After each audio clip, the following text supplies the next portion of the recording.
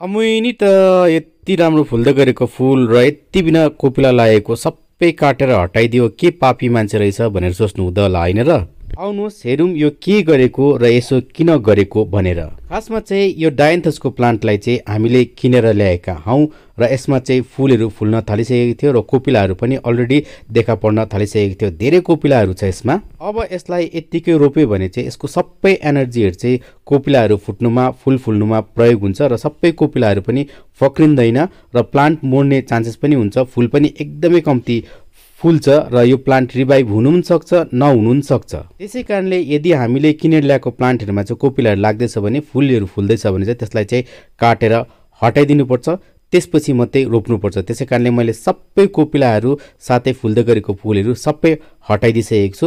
अब चाहिँ यसलाई हामीले रोप्नु पर्ने हुन्छ। अब यसलाई चाहिँ हामी 8 देखिको 10 इन्चीको गमलामा रोप्नेछौँ वेल ड्रेनिङ माटो मिश्रणमा र मैले गमला रेडी गरिसकेको छु। अब यो जग्गा बनाएर चाहिँ यसको जरा चाहिँ माटो मुनि राखिदिन्छु र यसको क्राउन जुन चाहिँ मुकुट छ मुकुट चाहिँ माटो माथि नै बस्नुपर्छ।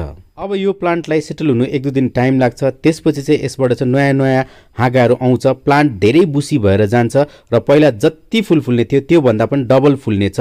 साथै यसको हाइट पनि मेन्टेन हुनेछ। पहिलाको हाइट चाहिँ एकदम अल्गो भएर गएको थियो, अब चाहिँ होचो हाइटमै र धेरै फुल फुल्छ। फुल फुलिसकेपछि फेरि तपाईँहरूलाई देखाउने छु। यस्तै रोचक जानकारीको निम्ति हेर्दै गर्नुहोस् हाम्रो फुलबारी र पेजलाई फलो गर्नु चाहिँ नबिर्सिनुहोस्।